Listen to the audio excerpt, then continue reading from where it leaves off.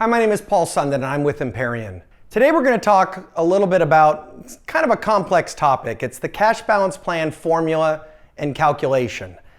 Now, being that this is a video, it's kind of tough for me to walk through the entire calculation for you.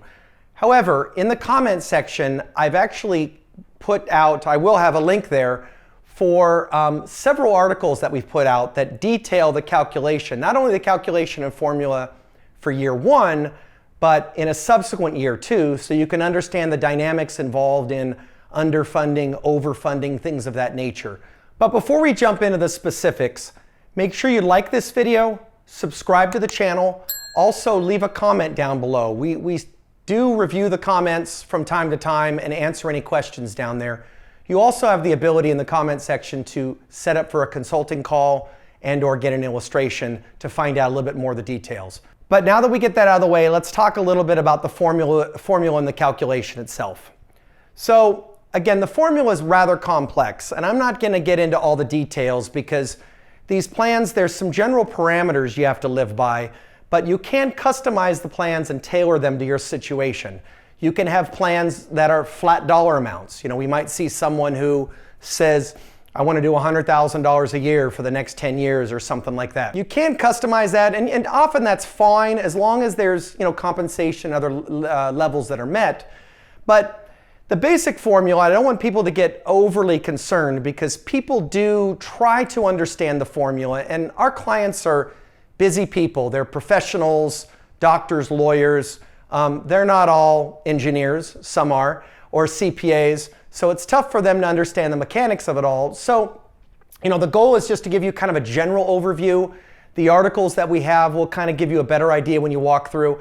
Again, if you set up a consulting call with us, we can talk to you a little bit more about how the formulas and everything like that work. There's a few different components to the formula.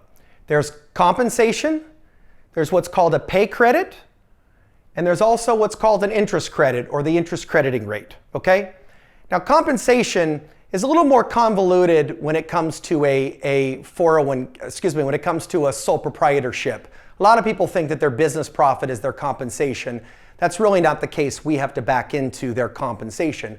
But if you look at it in terms of an S Corp or a C Corp, where you've got a defined specific W-2 wage, if you make, let's say your business makes $500,000 a year, you pay yourself $100,000 a year, that $100,000 is your actual deemed compensation, okay? So we might have a $100,000 compensation. We might have a pay credit formula that basically says for that $100,000, the employees are going to get 100% of that. There's some criteria where maybe a younger person won't qualify for that, but let's just assume this person's 60 years old. They get 100% of that amount.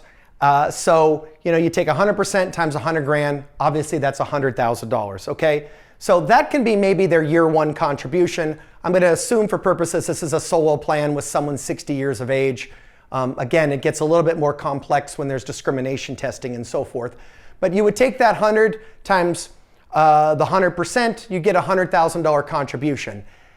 In year two, then what happens is you get what's called this interest crediting rate. And the interest crediting rate is typically around 5%. In general, you want to have your investments mirror that rate, okay?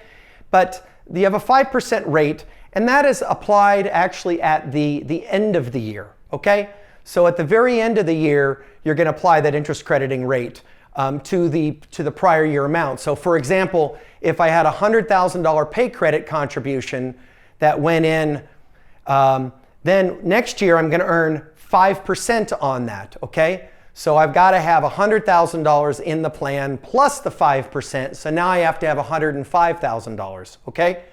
And then what you do is you compare that to your current compensation or your current pay credit in the current year, compare that to your interest crediting rate that is on that benefit calculation, that formula that you drove within the plan document, and then you need to compare that to your investments, and that's why the investments are so critical.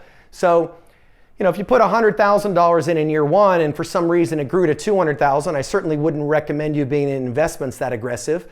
But what you'll see is that the the overall investment level will exceed what's in your actual formula or the calculation itself. That'll substantially reduce any contributions you'll be able to make. So bottom line is the formula is going to take your compensation for a given year. It's going to tie that into your age. It's going to take the percentage, the contribution. You also could do a flat dollar. We do see clients that say, I'm going to do $3,000 for my staff a year, or $5,000 for staff, or maybe we're also going to have a management group. They're going to get $10,000 a year, and then the ownership group is going to get 6 figures. We might actually see something like that. But generally speaking, compensation times the pay credit rate, in my example, the 100%. Year 2, that $100,000 is going to tie into the 5% interest crediting rate. And then you're going to compare that to your investments to determine what the company needs to contribute to get your plan right on target. Remember, your funding range has a minimum, a target, and a maximum.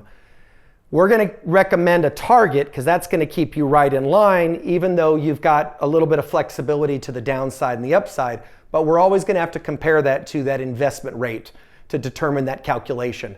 So I know this video didn't completely answer all the components of the formula. It is rather complex.